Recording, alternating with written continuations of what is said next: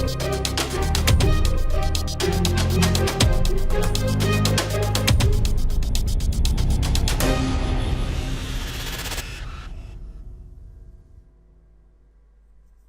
everybody, and welcome to the second part of making the rock. In the first part we got to this point in which we explained a bit about working with Dynamesh, then how to use the trim brushes, and then even how to find in the trim smooth edges brush. Now we're going to continue and add in more details to this rock and make it resemble more an actual rock than as it is right now. So as you can see, we are still in Dynamesh, which is kind of seen if I turn on the polyframe or Shift F. You see all this dense geometry.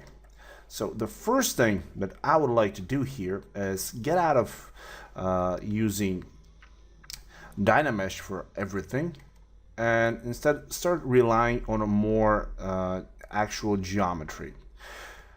But here's the problem here. If I go and simply switch out of Dynamesh, I will no longer be able to well, just drag out a Dynamesh and get all that information back. And if I go ahead and simply do if I go ahead and do a Z-remesher, I'm going to lose all of my fine details that I already have put into my model.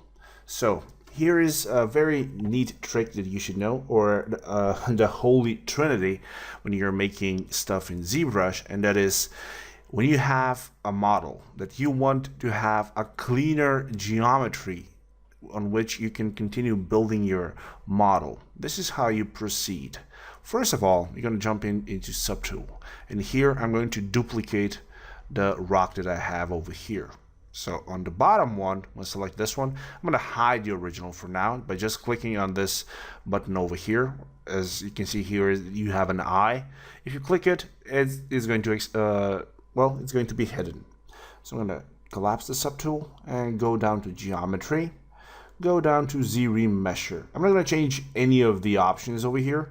I'm going to leave it the target polygon count to 5,000 or just 5. If I have another number here, this is measured in thousands. So I'm going to hit Z-remesher. As soon as I click this, it's going to take into calculation all of the surfaces that we have on our model over here, all of these fine surfaces, and try to make it as low as 5,000. Seeing as how it's 523,000 at the moment, we're going to get a more cleaner and more manageable model, which is going to be something like this. And now if I go Control Shift, you can see we have all of this. So I'm going to go actually just Control Z one more time, and instead of 5, I'm going to try and go with as low as 2. So this is 2,000 for this. Let's see how this thing is going to work out for us. The lower we go, it's the more control we're going to have later on into our mesh. So I'm just waiting for the Z-remesher to finish, and we should be left with a model on which we can continue building, and it's going to be a fairly lower resolution. Here we go, something like this. All right, this is ideal for now. So now I'm going to collapse my geometry and go back to Subtool over here, and I'm going to click this eye again so I can actually show the original. So now you can notice that I have the original overlaying my base mesh that I just made. So now what I want to do here is I want to project all the details from the high poly or the dense mesh over to our newer mesh. But since this is not high enough to incorporate all of these details, it's not going to be visible right away. So what we're going to do here, or the second part of the Trinity, is you go and go down to Merge, or actually go down to Project. You click Project All. I'm not going to change any of the other options over here. I'm just going to click on Project All. That is going to just move all of the underlying geometry on the low poly to match the high poly as close as possible. So I'm going to go down and control D to subdivide it. As you can see now, my active points is up to 11,000. Again, projectile, that is going to move it so it's as close as to the original. Control D again, now I'm at 46,000. Projectile. You're gonna notice that every time I do the subdivision, I project.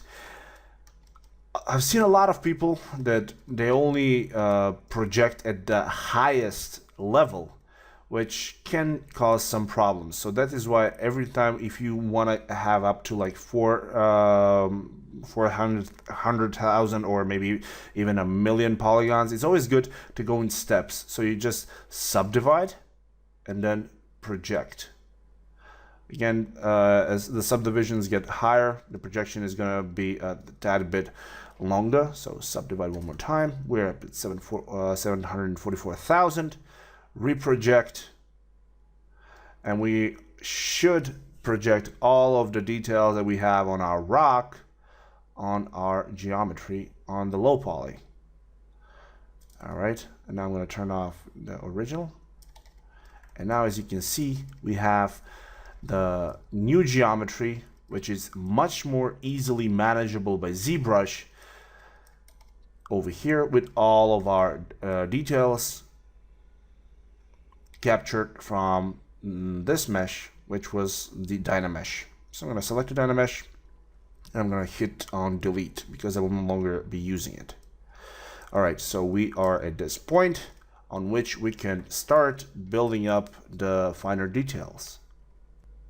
So to continue on with giving this more details, I'm actually going to use a few brushes or pre-made brushes for making rocks. So I'm going to go over to my brush palette and hit on load brush.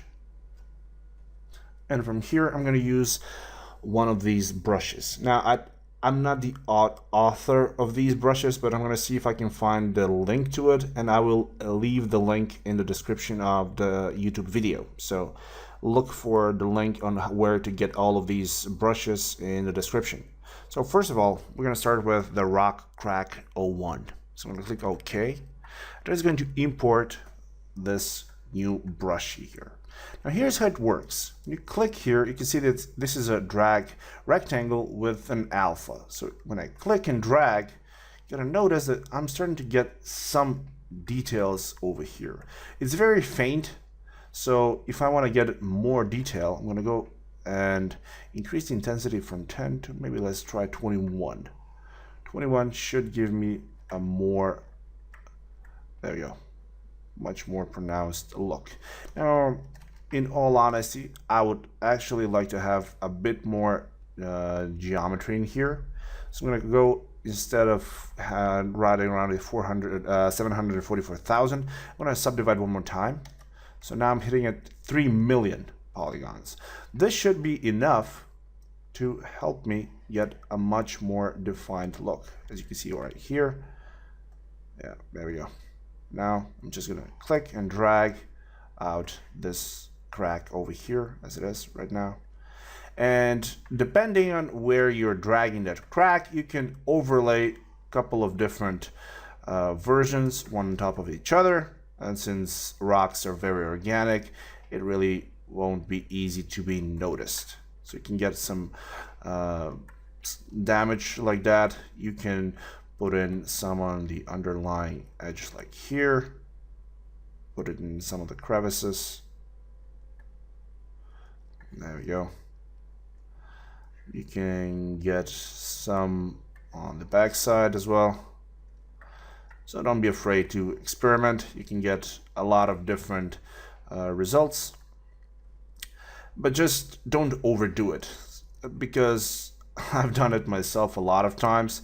I just start playing around with it, and as soon as I'm done with it, I actually realize that I've made so many cuts and, well, it's no longer looking like a rock that you would see in the actual nature, but more like a rock that has been through some war zone or something like that with so many dents and brush and holes and whatnot. So just add in some cracks. Remember, all these are secondary details that should help us predefine how we want to have our rock to look like. All right, this looks okay so far. So again, I'm going to hit on the brush, load in my other brushes. Let's try the Crack 03. This is a different alpha. It should give us a more of an interesting look. There we go. There we go. Some more. Again, be very mindful of how much you use it, because from what I'm seeing here, it's okay still, but I don't want to really overdo it. I just want to get in some more details. All right, let's go. Okay, we're really now starting to get away from that potato look that we had so far. We're starting to get in some nice details. There you go. Okay, awesome. All right, let's go ahead and add in a few more details with the rock damage and the other brushes. So there you go. All right, these are actually very interesting because they are circular, or they're like a circle, so you can drop in one bigger and then go and drop in a few smaller ones. Make sure you rotate it so it doesn't look like it's just the same thing. It's a nice place. There we go, like this. And this should give us this nice look. We're getting slowly but surely, we're getting something that's different and not so smooth like it was originally. All right, so we have this. Let's try and add in a bit more variety. New brush over here. And actually, the reason why I like this brush is that you can go ahead and, for example, let's just try and find something or some place that's still not so distraught, like here. I want to go and add in something like this. And now you're getting a surface that looks like it's going this way. It's basically a very nice way of making surface details for rocks. All right, awesome. And the last one brush that we have here is the John Rock. So actually, this is not something I do enjoy a lot, but it can give some nice bulges if you like something like this, but really not something I would like to use for this particular rock. All right, so for this, I guess I'm gonna call it done here. I'm gonna go down to, again, in our surface, the noise modifier, hit the noise, edit. Let's see how big of a impact this can make. So make the scale bigger. Yeah, this is better. Right away I'm seeing a much better look to this. So go on OK. Yep, I'm liking this. And here I'm going to hit on apply to mesh. And now, since we have 3 million polygons, this should end up looking much better. There we go. Now we can accommodate all of the detail stemming from the noisemaker. All right, so for now, I'm actually gonna say I'm okay with having my rock looking like this. Now here's the thing. Oops. Actually, well, let's just give this a bit more information, like this one, just so we break up that boring look. There we go. All right, awesome. Now we want to get in and make a version that we would be able to use in either Max or Maya or whatever program you're using, or even Unreal or Unity.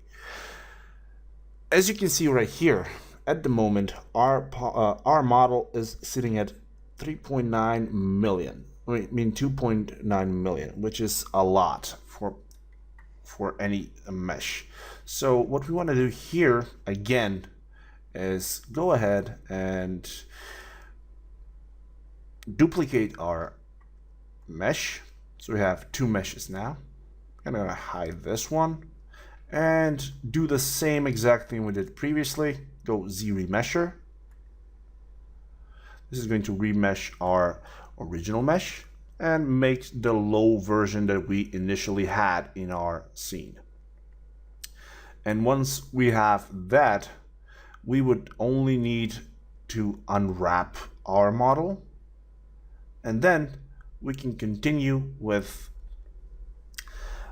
baking out the textures, the normal and the ambient occlusion, which can help us get get this level of detail on our very low poly model that's going to be around 2000 polygons. So let's just wait for a second for it to finish.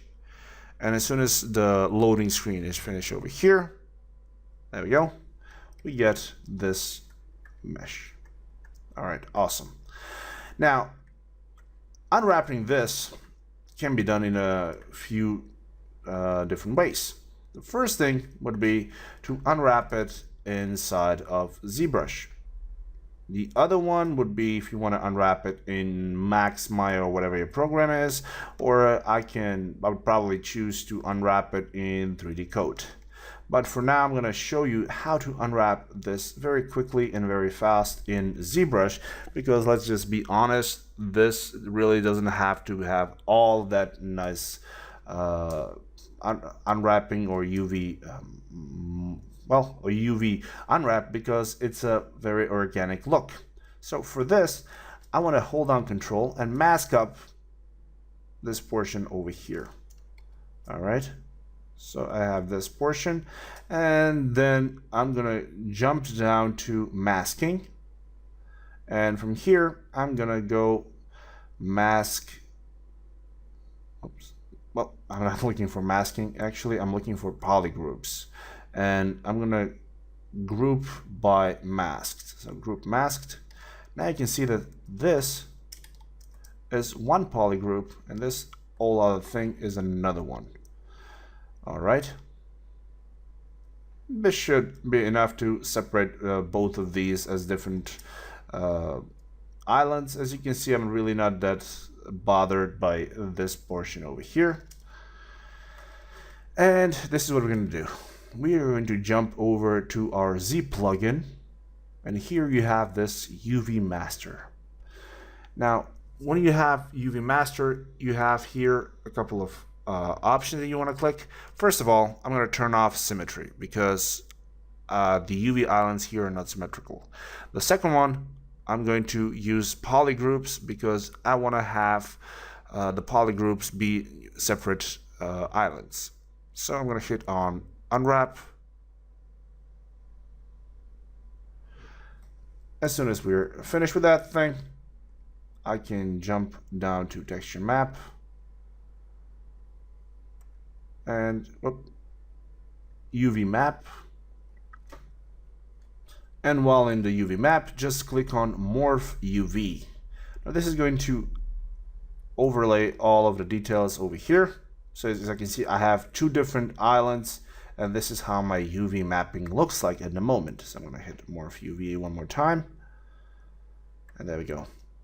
Now this is actually UV unwrapped. So for now, I'm going to go up here and I'm going to export this. I'm going to click on export and name my mesh here rock. Well, I'm going to go LP, low poly, rock, and hit save as an OBJ, which is okay. Save, awesome. Now I'm going to select my high poly,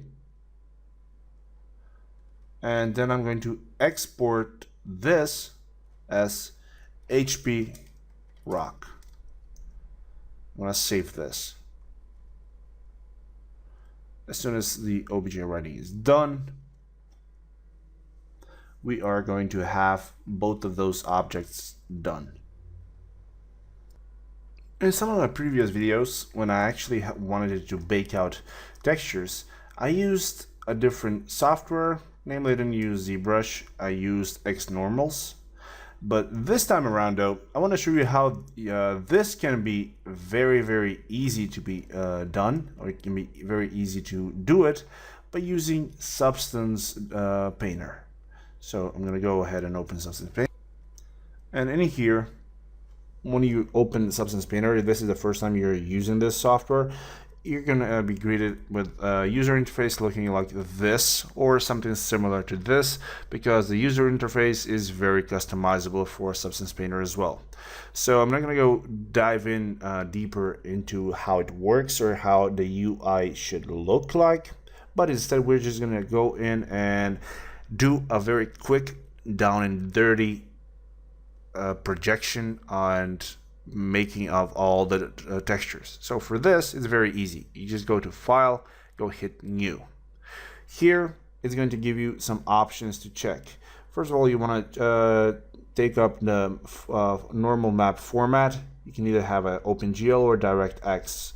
I'm going to choose DirectX. And you have the document resolution here. This is not very important because you can change it later on. I have it on 2K so I can see better the details that I'm going to be baking out. And now here, this is what is important. You want to go hit select, and here you just want to go and select our low poly rock. Don't go ahead and select the high poly. You want to select the LP rock here. So go click on open and go click OK. Right away you're going to see the rock appear in our screen over here. So now what we want to do here is we want to go ahead and, well, simply bake the textures. That's very easy to do here. You just need to go in your texture set settings. Here you have this button called Bake Textures. When you click it, it's going to provide you with a bunch of different information for what kind of or what type of textures you want to bake. For me, I want to have a normal map, and I don't want an ID. I do want to have my ambient occlusion, and since I'm going to be exporting out the I'm going to be exporting out my textures, I don't need the thickness, position, or curvature. So I'm going to leave all those out. The real space normal can stay. And now here's the thing. If you want to bake anything, you need to define where your high definition meshes are. So I'm going to click on this button over here. And from here, choose the HP rock. This is going to put the high poly rock into the list over here. And important is that you set the output size for the maps. So click it here. We have a 2K map, and I'm not going to be changing any of these options over here. I'm just going to leave it by default and see what we get. So I'm going to hit Bake Default Map Materials. So click here. We're going to wait for a few seconds because Substance Painter is very quick. As you can see, we already have all of those details baked into our low poly, and now it's making the ambient occlusion, which should give us much more detail in all of those little crevices. There we go. Awesome. All right. So once we have both of those, what we want to do here is we want to save our maps. Go File, Export Textures.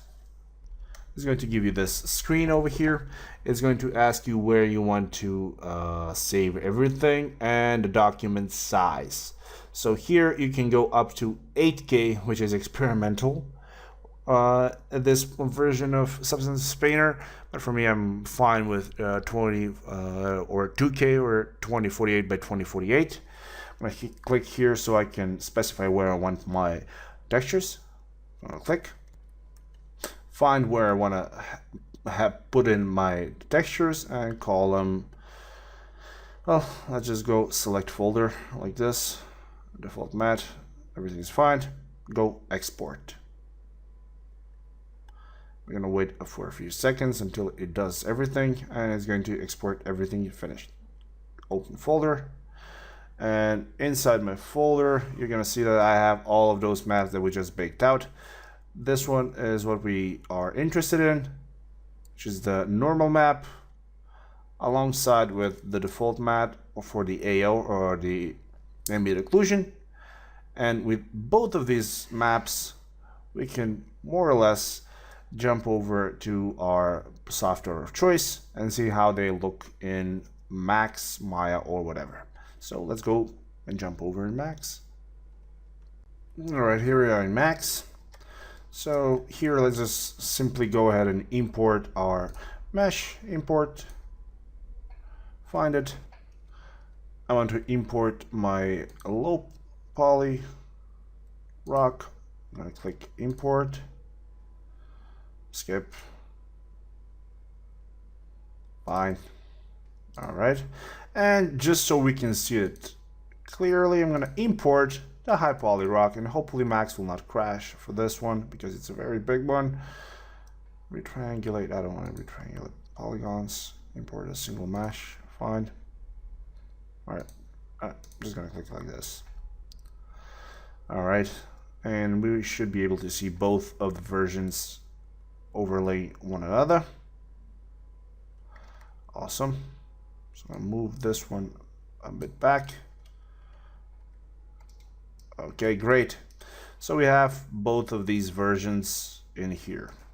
So I'm gonna put it as shaded. So I'm gonna save that thing. Okay, so this is the version that we placed out of ZBrush with the 6 million points or polygons, and this is the version that we want to use here. All right, so convert to an editable poly, and let's see how we can add in the textures. So I'm going to use just a neutral diffuse color, and going to jump down to my maps for bump, and here I'm going to put in a V-Ray normal map, and in the V-Ray normal map I'm going to go ahead and drag in the normal. All right, let's go ahead, drag it in, jump in, show, and there we go. We can see that all that normals are showing up in our screen. So let's go ahead and render this and see how it's gonna look. All right, let's go ahead and render. I'm just gonna get closer so I can probably see. Well, let's just come in and see it from this side. This is the high poly version. Really not that visible due to the fact that I don't actually have any actual good lights in my scene. So I'm gonna select this light, delete it, go V-Ray light, put in a plain light, and put it on top of it. So it's going to shine downwards. This should help us with getting some nice highlights as well. So again, let's see this time around like this. Okay, now we're talking. When I zoom in, I can see that the high information, or the high poly version, has a lot of information here, and the low poly version has some information but not all of it like the high poly. If I want to have all of those information, I just need to go over and increase the bumpiness. So I'm going to go with 90, which should increase this by a factor of 3. And now you can see that this is getting to be a much stronger effect on it. Let's go and see it from a different side.